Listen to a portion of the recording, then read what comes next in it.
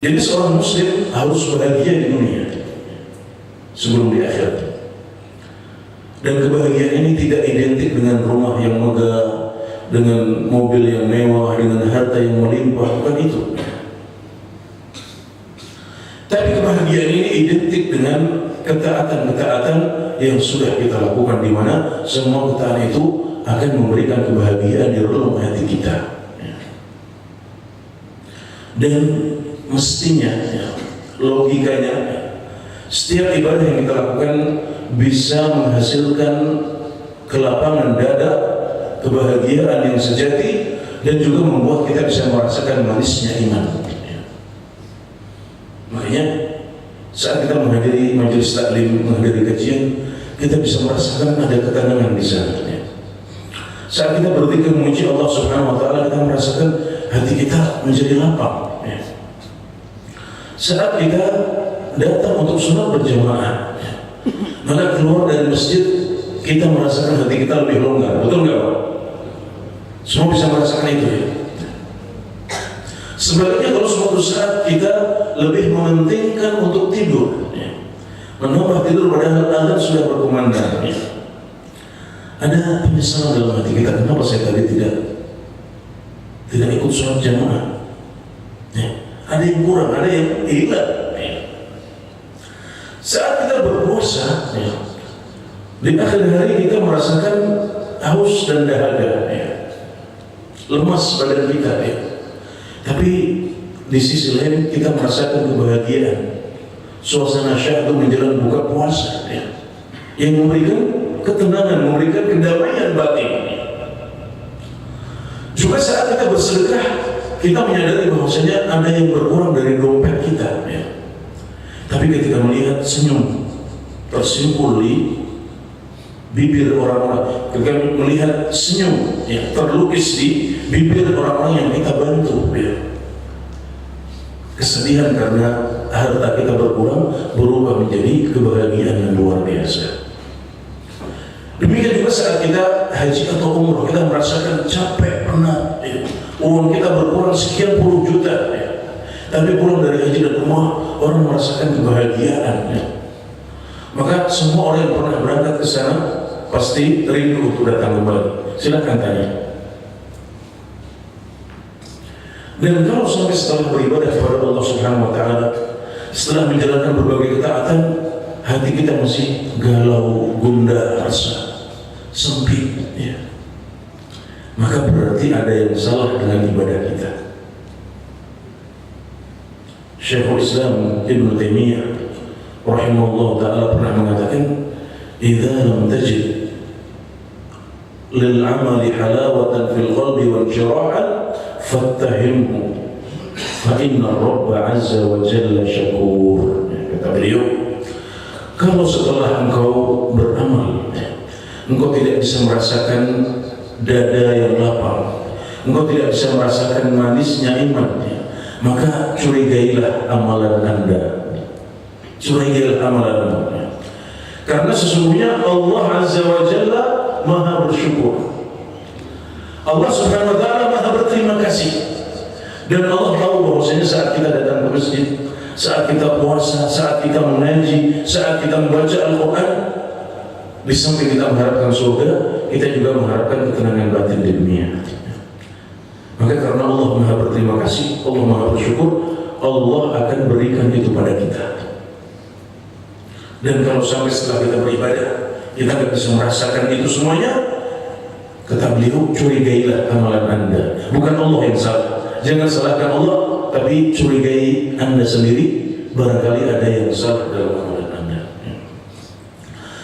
Barangkali saat kita haji atau umrah, bukan pahala dari Allah Subhanahu wa taala yang kita cari, tapi status sosial dan pujian dari orang-orang. Barangkali saat kita berpuasa, mulut kita berpuasa memang, tidak makan dan minum, perut kita juga lapar, namun barangkali mata kita masih melihat yang haram. Betapa banyak orang yang puasa tapi sepanjang hari dia di depan televisi, Di mana banyak televisi ini juga masih menawarkan tontonan-tontonan yang dimurkai oleh Allah Subhanahu wa Ta'ala. Jadi berpuasa tapi masih melakukan perkara-perkara yang diharapkan oleh Allah Subhanahu wa Ta'ala atau menggunjing. Barangkali saat kita bersedekah, kita memang mengeluarkan harta, berkorban, tapi kita mencampurnya dengan al-manni wal adha.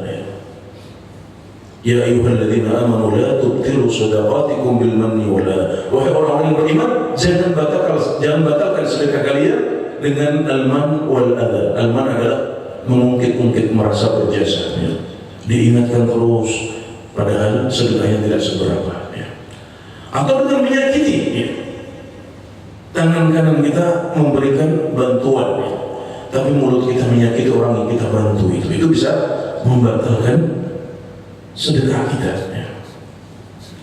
Atau saat kita berzikir memuji Allah Subhanahu wa Ta'ala, kita berzikir dengan cara yang tidak pernah diajarkan oleh Rasulullah SAW. Hanya di negeri tertentu orang berzikir sambil joget-joget, muter-muter. Nah, kalau tata cara ibadah kita seperti yang saya contohkan tadi, tidak ikhlas, tidak sesuai dengan tuntunan Nabi Muhammad SAW, atau sambil kita bermaksiat di dalamnya, maka jangan harap ibadah itu diterima oleh Allah Subhanahu wa Ta'ala, dan jangan harap ibadah yang seperti itu bisa mendatangkan ketenangan batin saat kita masih di dunia.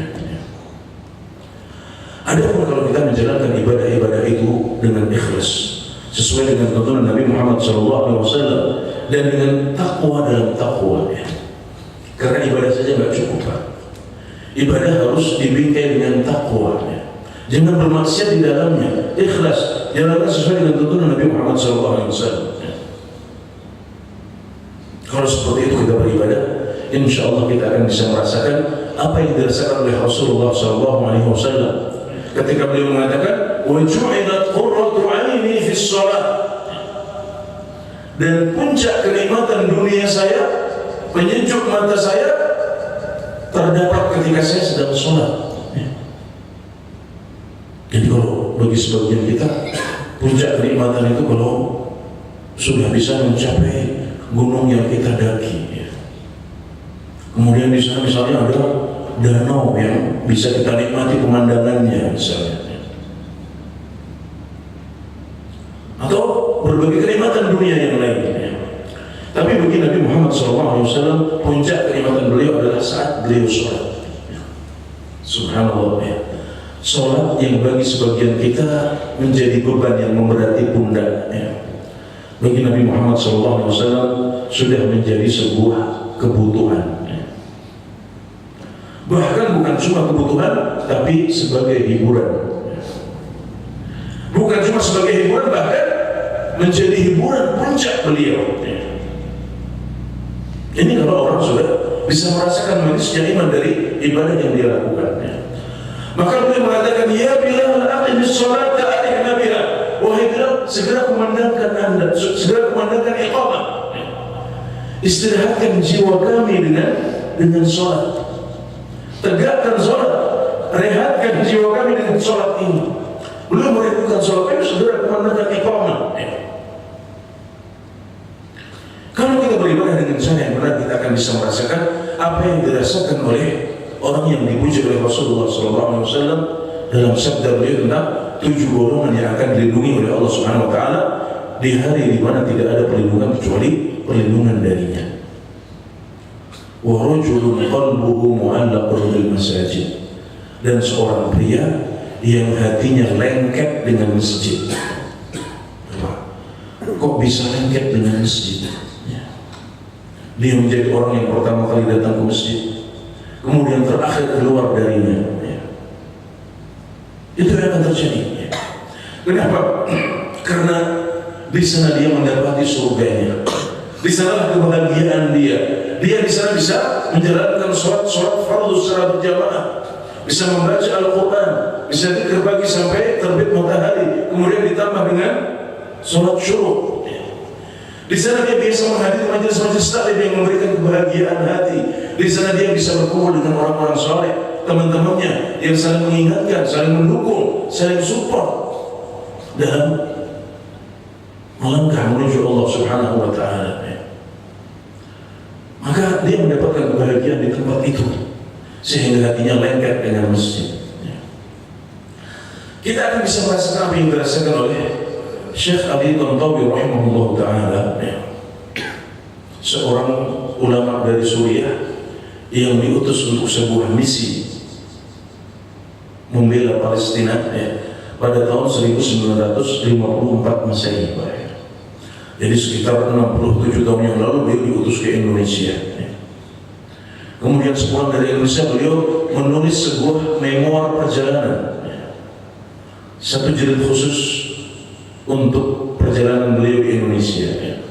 Beliau sebut Suwarun Minasyarq, potret dari timur. Ada satu jilid dengan judul Fi Indonesia, di Indonesia.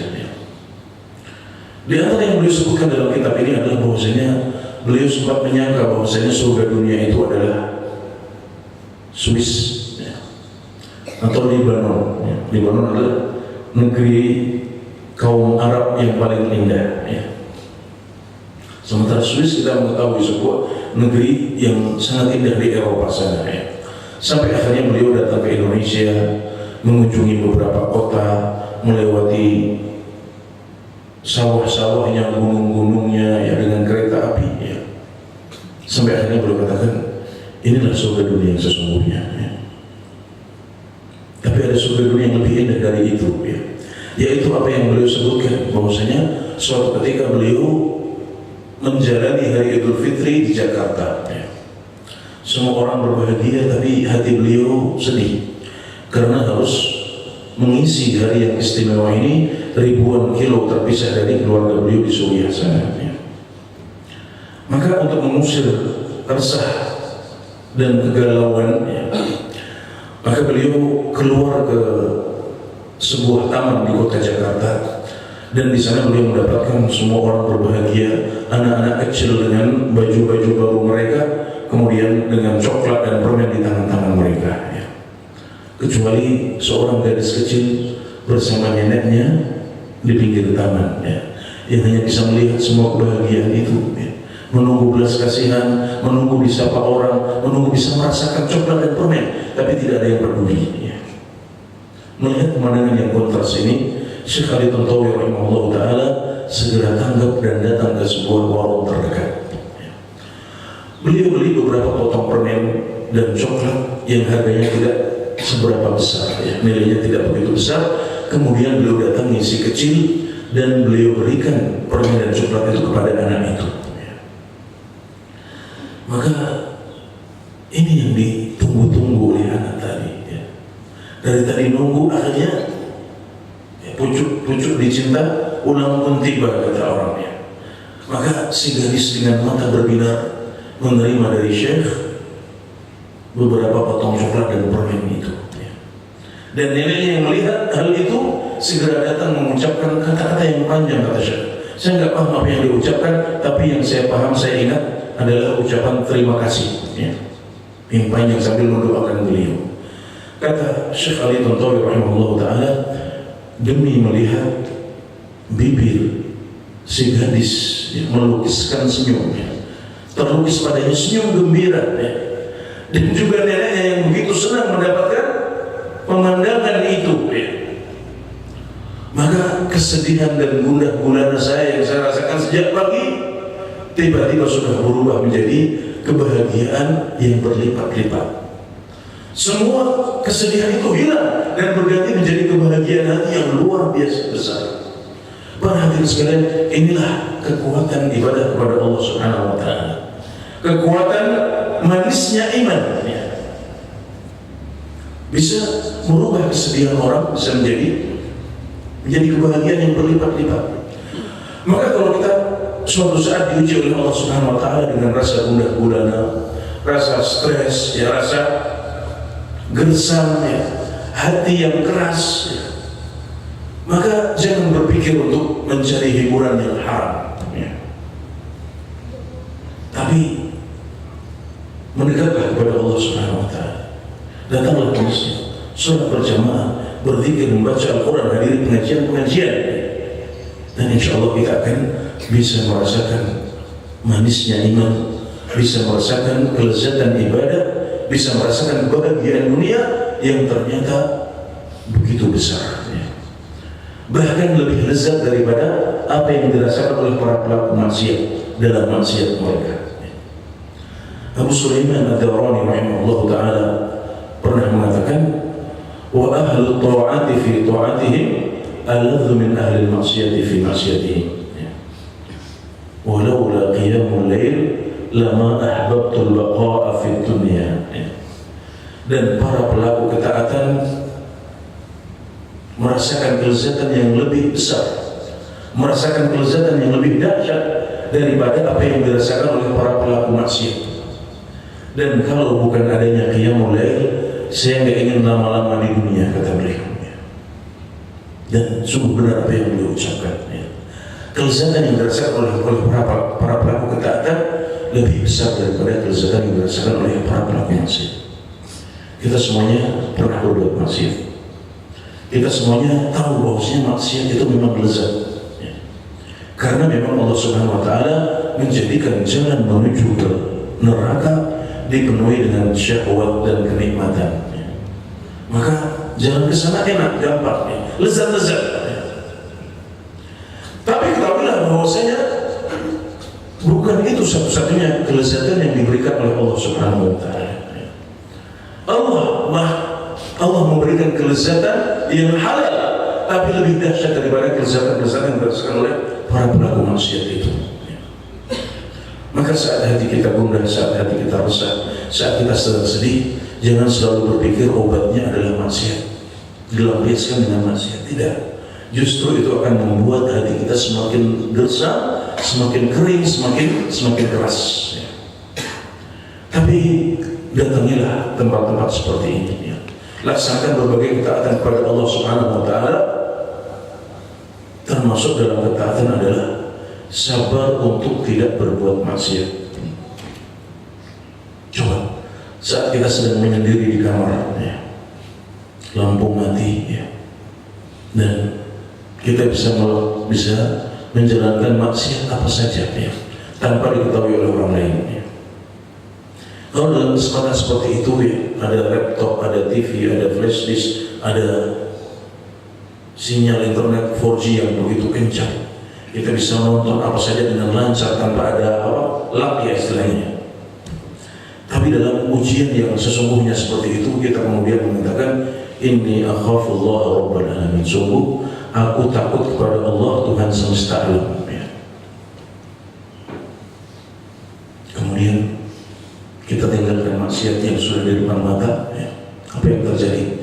Ada sedikit rasa getir di hati kita, karena kelezatan yang di depan mata yang sudah siap untuk direbut nggak jadi kita rebut. Ada sedikit rasa getir, tapi di saat yang sama Allah menggantikannya dengan kebahagiaan di dalam hati yang lain. Ada sebuah kebahagiaan. Alhamdulillah, saya bisa selamat dari jerat setan. Alhamdulillah, saya bisa selamat dari perangkap iblis. Dan ternyata itu kebahagiaan yang luar biasa besar. Itu bisa dicoba. Ya barangkali ini yang bisa saya sampaikan dalam kultum subuh pada pagi hari ini. Semoga bermanfaat. Wallahu ta'ala a'lam. Wassallallahu ala nabiyyina Muhammad wa ala alihi wa sahbihi wa sallam. Wa akhiru da'wana alhamdulillahi rabbil alamin.